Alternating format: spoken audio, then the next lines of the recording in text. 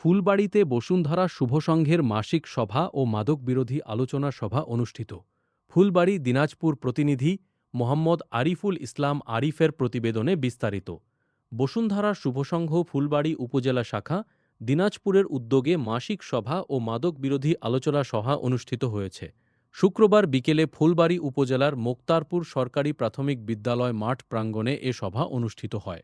সভায় মাদকে ভয়াবহতা, যুব সমাজকে মাদক থেকে দূরে রাখা এবং একটি সুন্দর, সুস্থ ও মাদকমুক্ত সমাজ গঠনে সামাজিক সংগঠনগুলোর ভূমিকা নিয়ে গুরুত্বপূর্ণ আলোচনা করা হয়। বসুন্ধরা শুভসংঘ ফুলবাড়ী উপজেলা শাখার সাধারণ সম্পাদক মোহাম্মদ আরিফুল ইসলাম আরিফের সঞ্চালনায় অনুষ্ঠানে প্রধান অতিথি হিসেবে উপস্থিত ছিলেন ৫ নং খয়েরবাড়ি ইউনিয়ন পরিষদের ভারপ্রাপ্ত চেয়ারম্যান জনাব শামীম হোসেন। সভায় সভাপতিত্ব করেন বসুন্ধরা শুভসংঘ ফুলবাড়ী উপজেলা শাখার সভাপতি মোহাম্মদ সোহেল রান।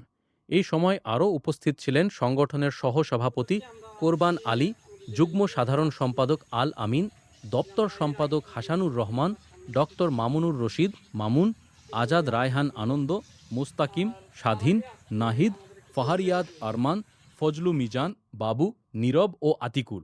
আলোচনা সভায় বক্তারা বলেন, মাদক শুধু একজন ব্যক্তির জীবনই ধ্বংস করে না, এটি পরিবার, সমাজ ও দেশের জন্য মারাত্মক ক্ষতির কারণ। তাই তরুণ প্রজন্মকে মাদকের ভয়াবহতা সম্পর্কে সচেতন করার পাশাপাশি খেলাধুলা, সাংস্কৃতিক কর্মকাণ্ড ও সামাজিক উন্নয়নমূলক কাজে সম্পৃক্ত করতে হবে।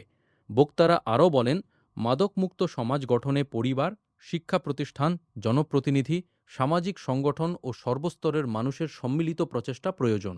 এ ধরনের সচেতনতামূলক কার্যক্রম ভবিষ্যতেও অব্যাহত রাখার প্রত্যয় ব্যক্ত করেন তারা। সভা শেষে সংগঠনের চলমান ও ভবিষ্যৎ সামাজিক কর্মকাণ্ড নিয়ে আলোচনা এবং গুরুত্বপূর্ণ বিভিন্ন সিদ্ধান্ত গ্রহণ করা হয়।